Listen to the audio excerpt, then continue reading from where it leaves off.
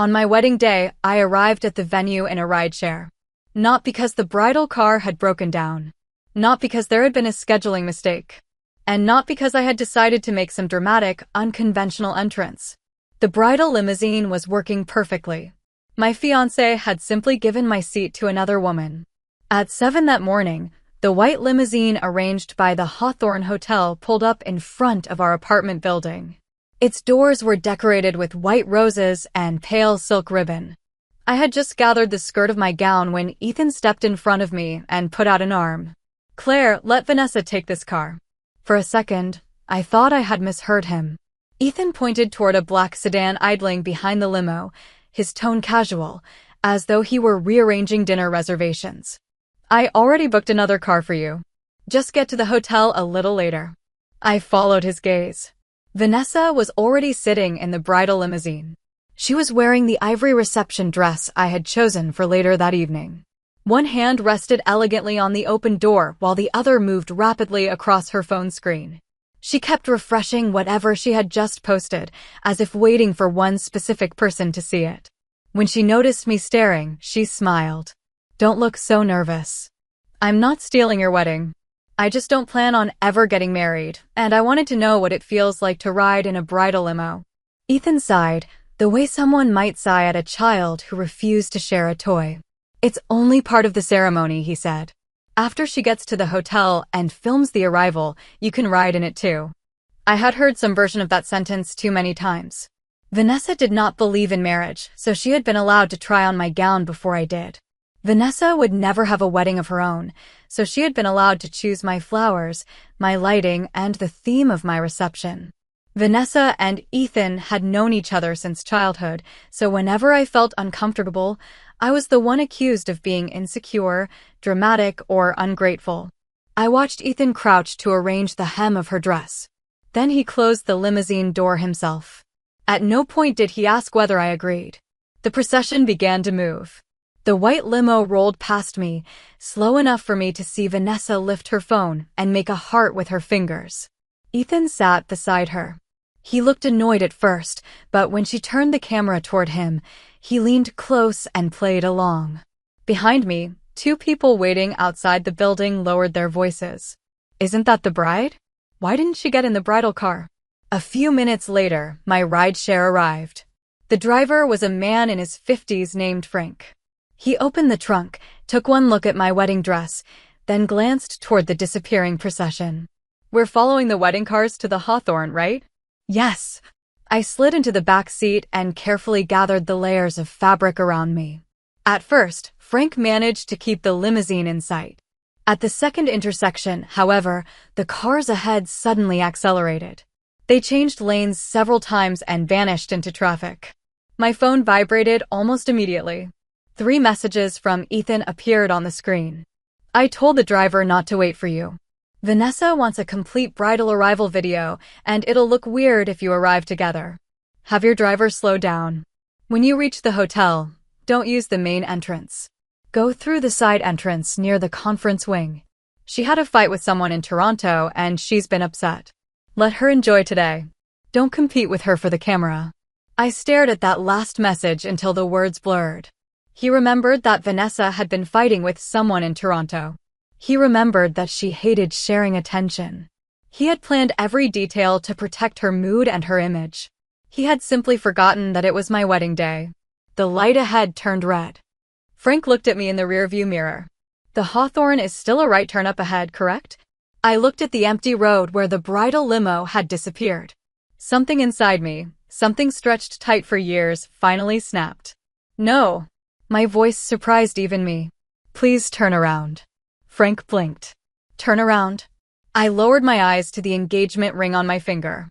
"Take me back to the hotel, but not for the wedding. I need to get my luggage." I paused, then said the words that made my hands stop shaking. "I'm not going through with it." Frank did not ask questions.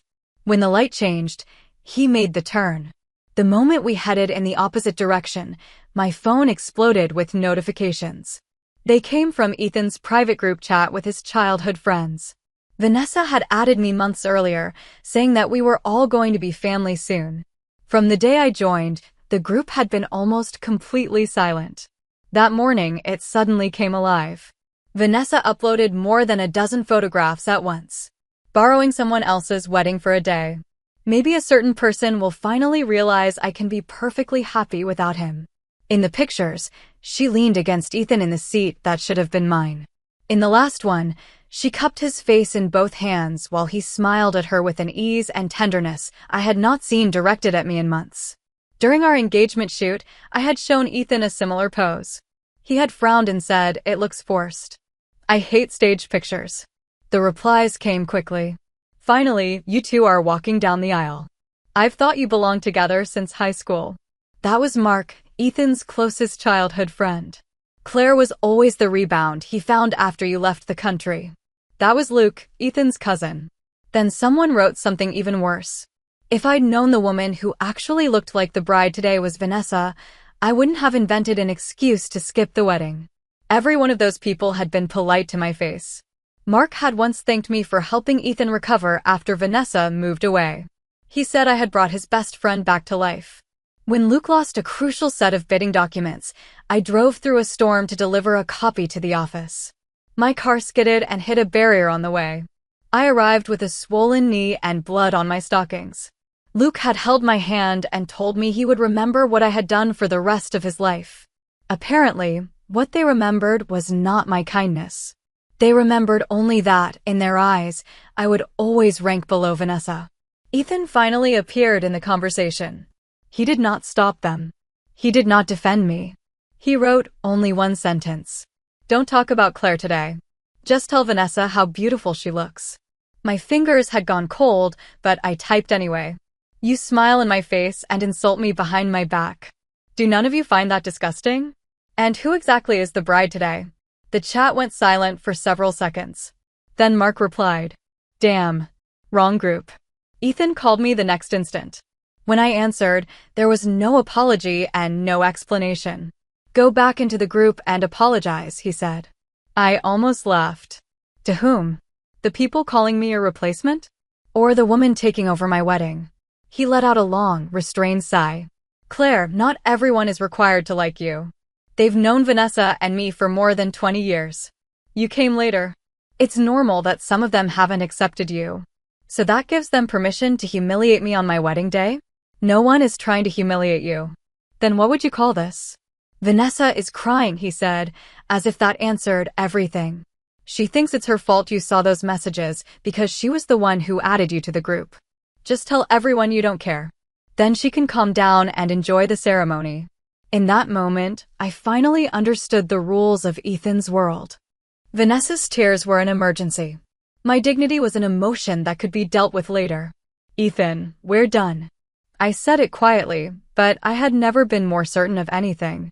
"The wedding is cancelled. I will not sign or consent to any paperwork that makes us legally married." He did not respond. A few seconds later, I heard the rustle of tissues and Vanessa's tearful voice somewhere near him. Ethan covered the phone and murmured, "Don't cry.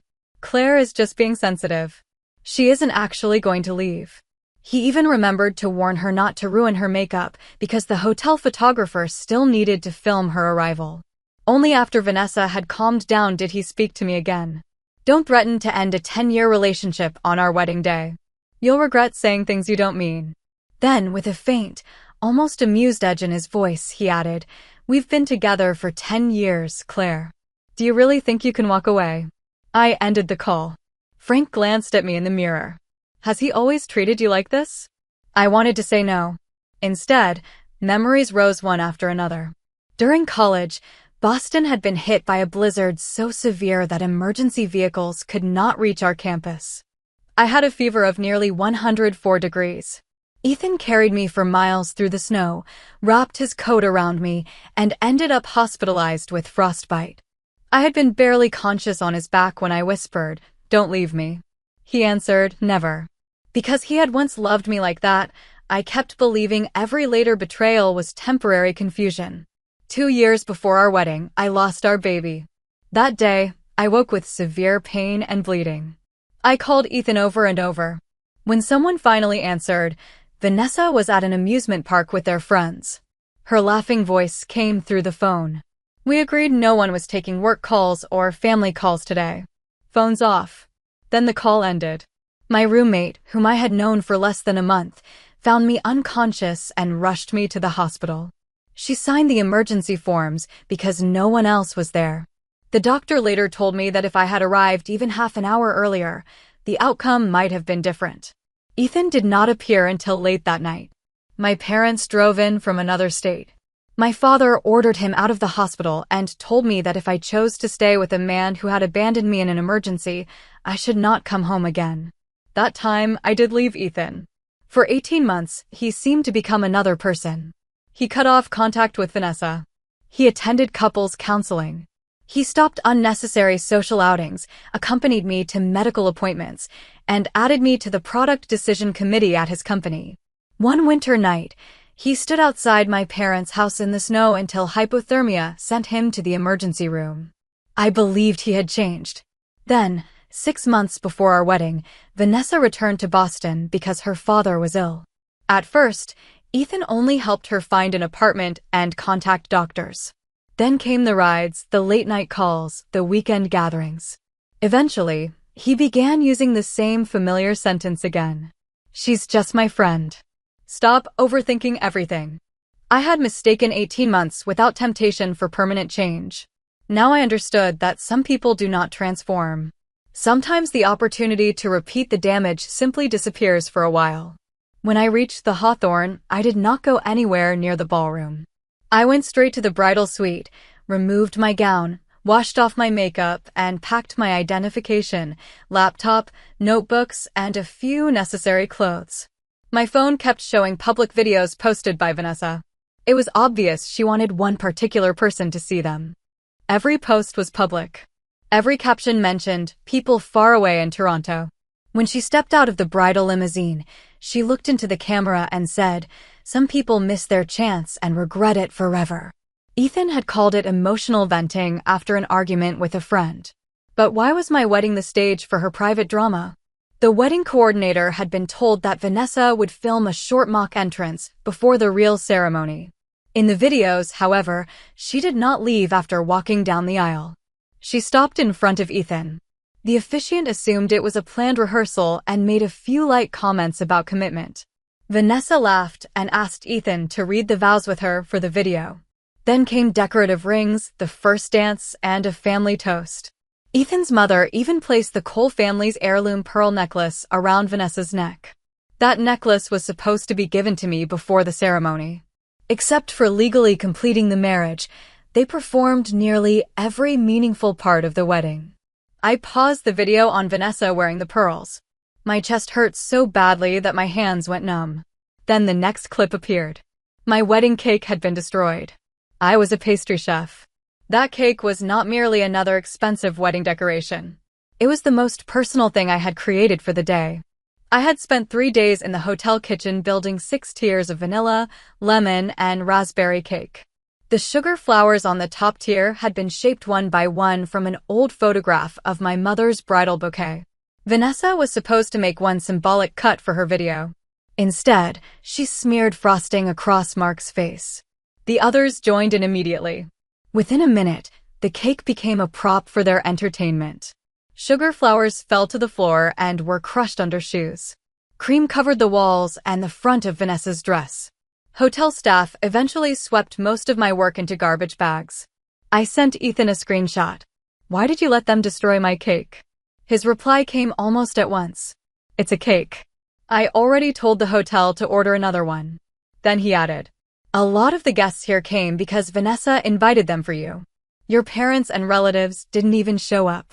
She at least helped fill the room. Stop turning everything into a fight." My hand froze over the phone. He knew better than anyone why my parents were absent.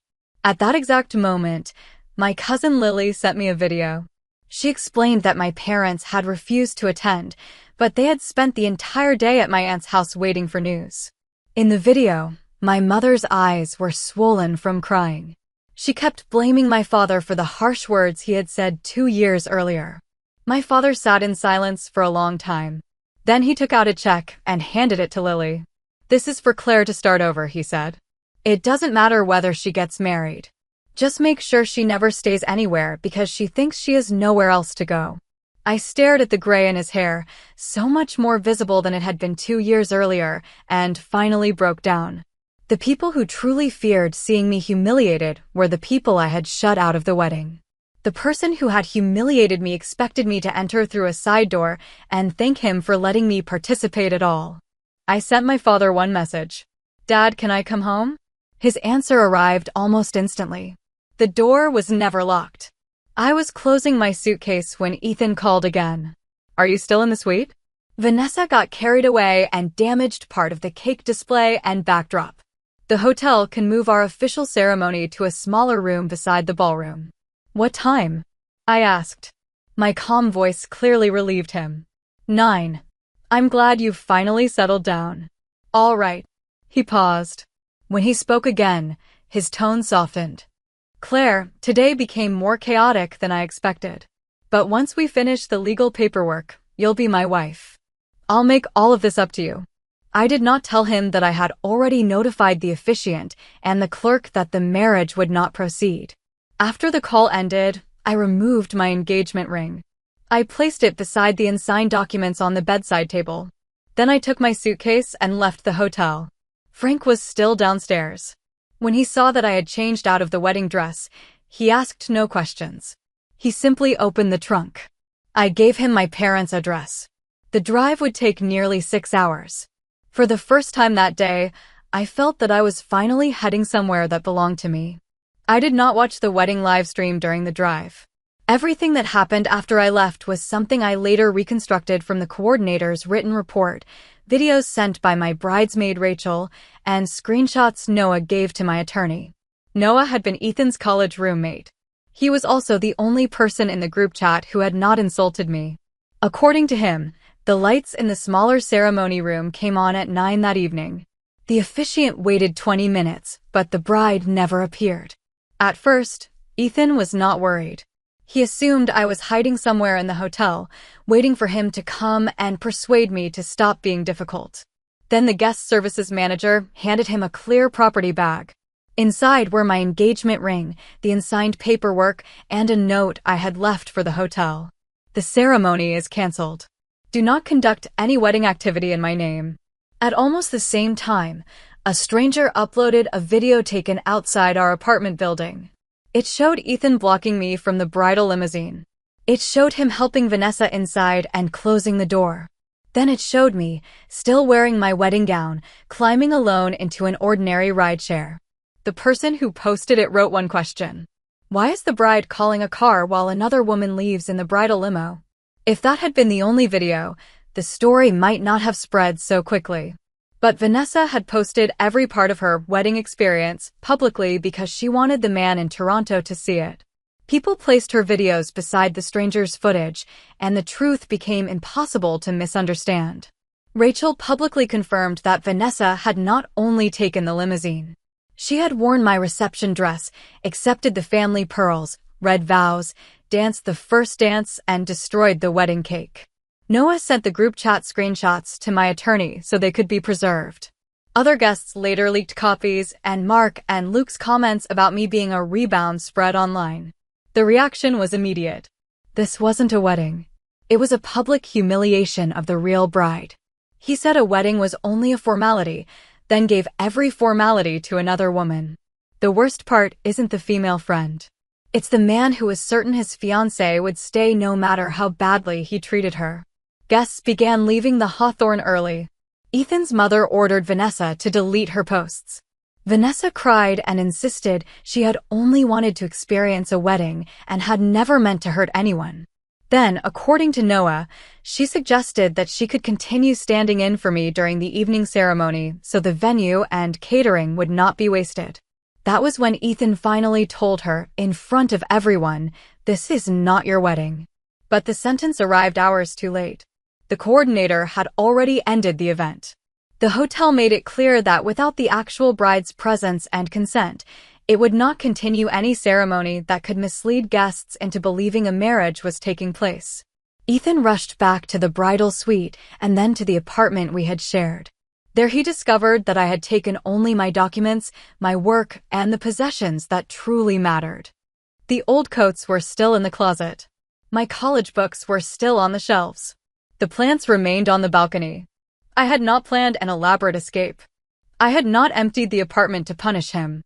I had simply awakened on the most important day of my life and taken what I needed to begin again. At 2 in the morning, Ethan sent the first message that resembled an apology. I should not have let her take your limousine. 10 minutes later, I made her return the dress and the necklace. After that came explanations, promises, and requests. We can have another wedding. You can choose every detail this time. We were together for 10 years. You cannot erase all of it because of one day. I did not respond. One day had not destroyed our relationship. The wedding had merely exposed the meaning of every smaller choice that came before it. Every time I was ignored, every time I was told to be understanding, every time I was expected to retreat so someone else could remain comfortable. Ethan had always believed I would be the person who stayed until the end. A little after 1 in the morning, Frank's car stopped outside my parents' house. I remained in the back seat for several minutes, staring at the light in the living room window.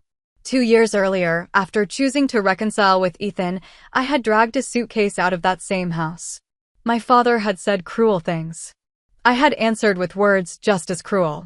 For a long time, I believed that going back would mean admitting I had failed. Now I understood that admitting a mistake was not shameful. Continuing down the wrong road simply to avoid admitting it was how people wasted their lives. I had barely reached the front step when the door opened. My mother stood there in a robe and winter coat, her eyes red. She looked at me. Her lips trembled several times. In the end, she asked only, "Are you hungry?" I began to cry. "Mom, I didn't get married." She pulled me into her arms. My father stood in the living room with his back to us. He removed his glasses and rubbed his eyes before saying, "Your room is still there." Dinner on the table had been reheated 3 times. The check from the video was tucked beneath my plate. I tried to give it back, but my father shook his head. "It is not a wedding gift," he said. "It is so you never remain beside anyone because you're afraid you have nowhere to go." That night, I slept for 16 hours. When I woke, my phone showed more than 70 missed calls from Ethan and dozens of messages. They began with orders to return to the hotel, moved to demands that I explain where I was, and ended with promises to arrange another wedding. He still believed the problem was the venue, the size of the room, or the order of the ceremony. I sent his number to my attorney and asked that all further communication go through her. Then I opened my laptop and began organizing 4 years of files connected to Cole Restaurant Group. When Ethan opened his first restaurant, he had a business plan, a modest amount of capital, and enormous confidence. I sold the commercial rights to a competition piece to fund the first round of product development. I declined a place at a pastry program in Paris so I could stay in Boston and train his kitchen team. I created holiday gift boxes, banquet menus, and 6 signature desserts that became permanent bestsellers. In public, Ethan was the founder and creative force behind the company. My name existed mostly in one internal agreement. That agreement allowed Cole Restaurant Group to use 18 proprietary formulas, production methods, menu descriptions, and brand stories while I served as product consultant. It had to be renewed annually. The next renewal date was the end of the month following our wedding. The company was also negotiating a new round of expansion financing. One of the investors' conditions was that I remain head of product development and personally guarantee part of the new credit line. The final documents had reached my inbox a week before the wedding. I had planned to sign them after the honeymoon. Instead, I gave my attorney 3 instructions. The product and brand license would not be renewed. The company would receive the 30-day transition period required by the contract. I would not provide a personal guarantee for any new loan or line of credit. And the company would pay the consulting fees and development royalties that Ethan had repeatedly postponed by saying we would settle everything after the wedding. I did not cancel loans that were already in effect. I did not demand that every restaurant close the next morning. I merely stopped giving my name, my credit, and my work to a man who no longer had any claim on my future. My attorney asked whether I wanted to pursue damages for emotional distress. No, I said. First, separate what belongs to me from what belongs to him. I don't need anything else. That afternoon, Rachel contacted me. She said she had remained silent for too long at the wedding and was ashamed of it. She sent my attorney the original files showing Vanessa cutting the cake, accepting the pearls, and asking to continue the ceremony in my place. Noah formally left Ethan's private group chat. He told me that not everyone in the group had agreed with Mark and Luke. Most simply had not wanted to risk offending Ethan or Vanessa on my behalf. That did not comfort me. Silence might not have shoved me out of the limousine, but it had helped make the humiliation seem acceptable. The following day, Cole Restaurant Group received the legal notice. Ethan arrived at my parents' house not long afterward. He was still wearing the suit from the wedding, though the shirt beneath it was badly wrinkled. My father opened the door only a few inches. "I need to speak to Claire," Ethan said. "Our relationship is one thing, but the company has employees. If she refuses to renew the license without warning, the financing will be frozen." I was standing halfway down the stairs. The moment I heard those words, the last trace of doubt inside me disappeared. Even then, the company came first. My father's voice turned cold. When the company was making money, why didn't she receive equity or public credit? Now that financing is at risk, suddenly you remember those products belong to her. Ethan was silent for a moment. "I'm not blaming her. I'm asking her not to make a business decision while she's emotional." I walked to the door. "Making me enter my own wedding through a side entrance was your calm decision," I said. "Letting Vanessa wear the family necklace was your rational decision. Demanding that I apologize to people who insulted me was also your decision. So why is reclaiming my own work proof that I'm emotional?" His face lost its color. "Claire, I know I was wrong. You regret that when I left, the financing might leave too." "That isn't true." "Then answer one question. If the stranger's video had never gone online, if the investors had never heard about the wedding, and if I had returned to marry you in that little conference room, would you have believed you had done anything wrong?" He did not answer. He did not need to. I pushed a box through the doorway. It contained his belongings from my car, the apartment key, and the last few items that connected our daily lives. 10 years were not destroyed in one day, I told him. They simply ended on the day I finally understood them. My father closed the door. Ethan remained outside for a long time. Rain began after dark, but he did not leave. My mother asked whether we should let him inside. I shook my head. In the past, seeing him suffer would have made me forgive him, I said.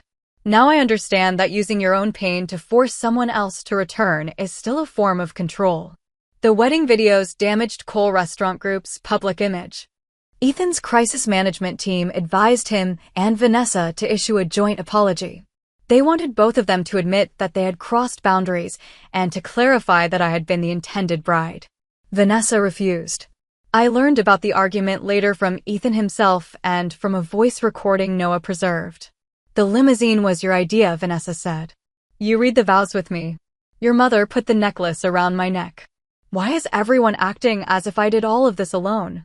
Ethan told her that she needed, at minimum, to acknowledge that the wedding had not belonged to her. She laughed. "You don't actually think I wanted to marry you, do you?" According to Noah, Ethan stared at her without speaking. "People online keep saying we should be together," Vanessa continued. "But I was trying to get Alex's attention. After our fight, he ignored me for 2 weeks. I needed to know whether he still cared."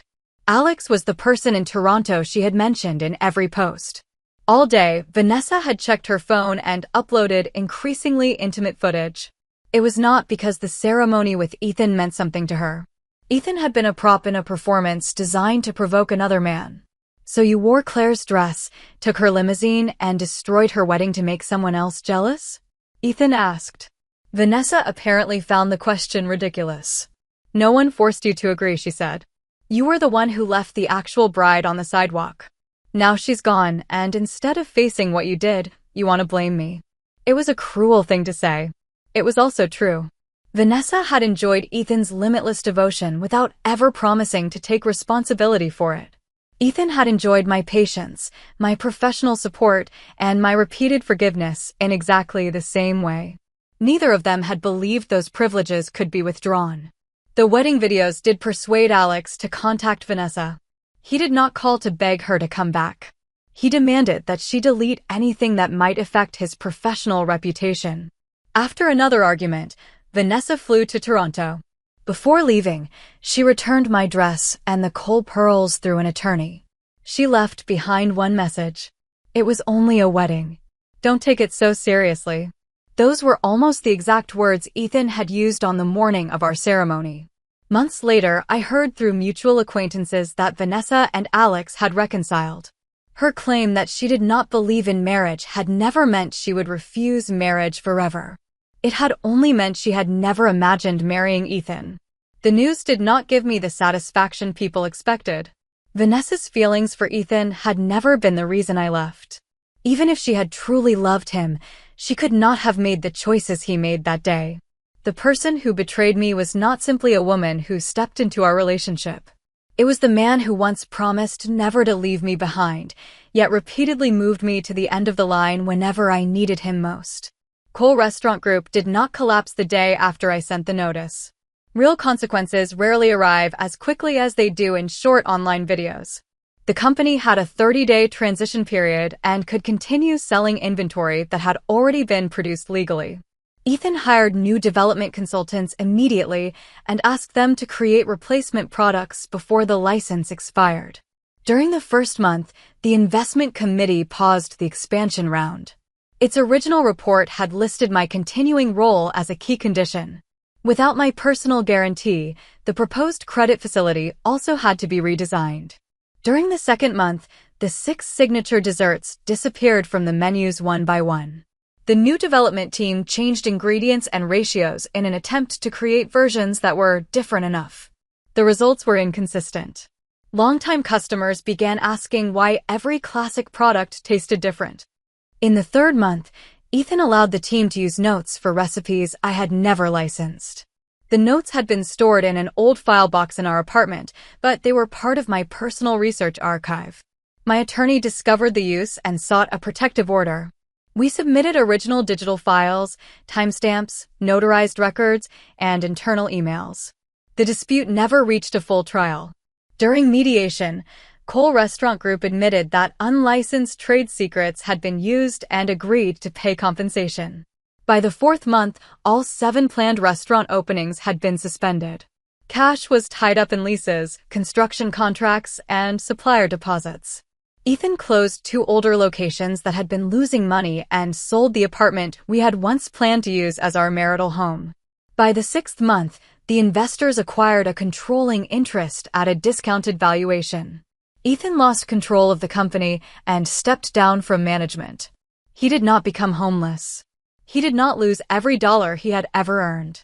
He simply lost the things he had treated as permanent, the prestige of being the visionary founder, the partner who supported him without limits, and the right to use someone else's creativity and financial credibility without paying the true cost.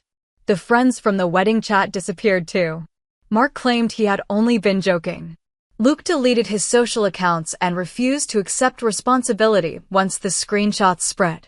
Others distanced themselves from Ethan as soon as the company began facing financial pressure. Noah later told me that while Ethan was moving out of our apartment, he found an old metal box on the top shelf of the kitchen cabinet. Inside were photographs of my failed experiments from the months before his first restaurant opened. On the back of each photo, I had written the date, temperature, ingredient ratios, and changes for the next attempt. The last picture showed Ethan standing in front of the first restaurant with his arm around me. On the back, I had written, "I hope one day everyone knows how talented Ethan is." Noah said Ethan sat alone in the empty apartment and looked at that photograph for a long time. When I heard the story, it did not hurt as much as I expected. I had sincerely wanted him to succeed. That sincerity did not become foolish simply because the relationship ended badly. But I could finally admit that my name had been hidden inside his success story for years, and I had mistaken invisibility for love. That was not selflessness. It was my failure to insist that my work and my identity deserved a place of their own. 2 months after returning to my parents' home, I rented a tiny corner storefront. It could hold only 4 tables. The kitchen had one old oven and barely enough counter space for 2 people to work side by side. I named it Bennett Patisserie. The first time I saw my surname painted above the door, I stood across the street and stared at it for a long time. For years, the products I created had carried the Cole Restaurant Group logo. In interviews, Ethan would refer to our development team. Occasionally, he would say that his fiancée had provided inspiration. I never corrected him. I believed that once we were married, it would not matter whose name appeared on the door. I learned that when a relationship ends, contributions that never appear in a contract or on a sign can be forgotten with astonishing ease. At first, many customers came because they had seen the wedding video. "Are you the woman who left in a rideshare while wearing a wedding dress?" they would ask. I never denied it. "Yes," I would say. "But this shop sells pastry, not stories about my ex." What truly established the business was a chestnut chocolate cake I called Homecoming. The outer layer was slightly bitter. Inside was warm, soft chestnut cream. The flavor came from a chestnut dessert my mother made when I was young, and from the dinner that had been reheated again and again while my parents waited for me to come home. Homecoming sold out for 3 consecutive weeks. Soon afterward, one of Boston's historic hotels contacted me about designing a winter afternoon tea menu. The project director was Anna, a judge I had met years earlier at a pastry competition. After reviewing my proposal, she asked, "Whose name goes on the work this time?" I held the pen and wrote, "Claire Bennett." My father stood nearby, pretending to study the fire safety notice on the wall. His eyes were red. I did not meet a billionaire and prove my value by becoming someone else's bride. I simply began taking back the years I had given away without recognition. The shop grew from 4 tables to 12. Then I rented the neighboring unit and turned it into a development kitchen. 9 months after the wedding, I entered a national creative pastry competition. The final theme was wedding.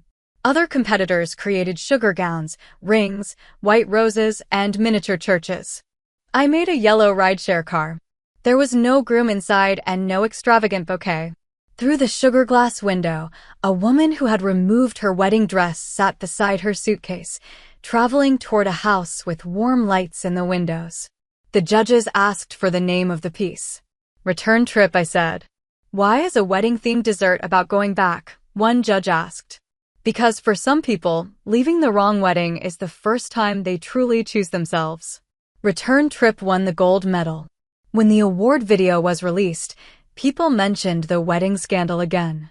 This time, however, I was no longer only the bride left beside the road. They called me pastry chef Claire Bennett.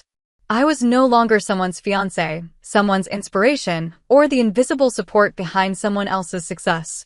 I had reclaimed my name. The night of the award ceremony, Boston received its first snow of the season. I stepped outside carrying the trophy and saw Ethan standing at the bottom of the stairs. I had not seen him in 9 months. He was thinner. He wore a plain black coat and carried neither flowers nor a ring. He did not approach me immediately. "Can I have 5 minutes?" he asked. I told my assistant to wait in the car. Ethan looked at the trophy in my arms. "Congratulations." "Thank you. I saw your piece." "Was that the car from the wedding day?" "Yes." He lowered his eyes. "The investors control the company now.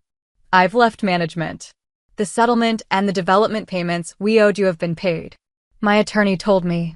He took an old notebook from his bag. It was the first book I had used to record pastry experiments. I had searched for it when I left the apartment and assumed it was gone. "This belongs to you," he said. I accepted it. The cover was worn, but the pages inside had been carefully protected. Ethan was silent for a long time. "After everything happened, I went back to the hospital where you were treated after the miscarriage," he said. My fingers tightened around the notebook. "I obtained the records I was permitted to see as your former emergency contact, and I reviewed the copies of the medical documents you had kept. When you first called me, there was still a possibility that early treatment could change the outcome. Less than 40 minutes after the final call ended, you were taken into surgery." His voice became quieter with every sentence. For years, I told myself it had been an unpredictable tragedy. Because if I admitted that the result might have been different if I had answered, listened, and taken you seriously, I would have had to face what I did. Snow settled on his shoulders and melted into dark spots on the fabric. On the wedding day, I did the same thing again. I dealt with Vanessa's tears first. I protected her image first. I put you last and assumed you would wait. I kept saying I loved you, but whenever you truly needed me, I chose someone else. He looked up. His eyes were red.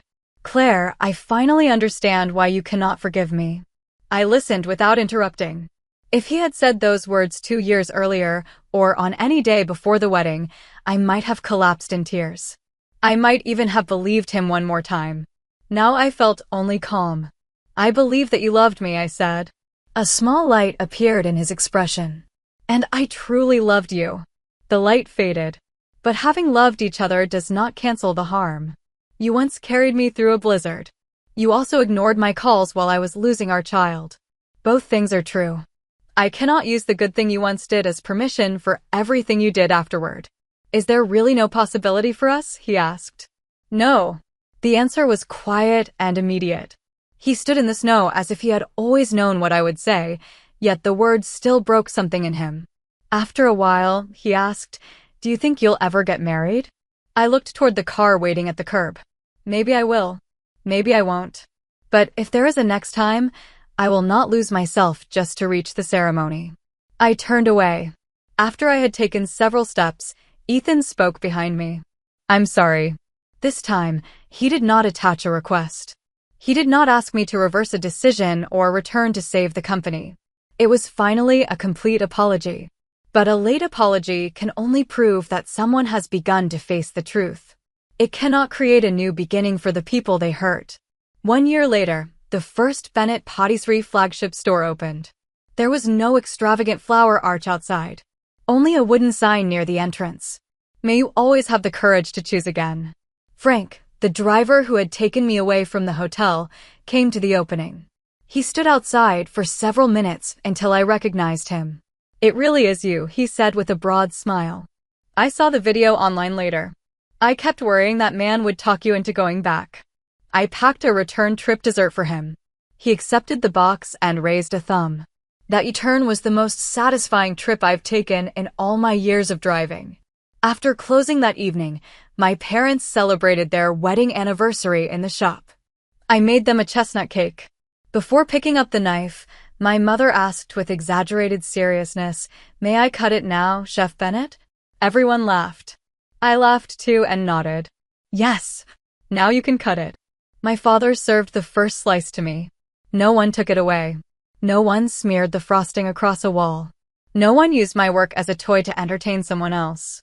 From the shop window, I occasionally saw wedding limousines passing with flowers tied to their doors.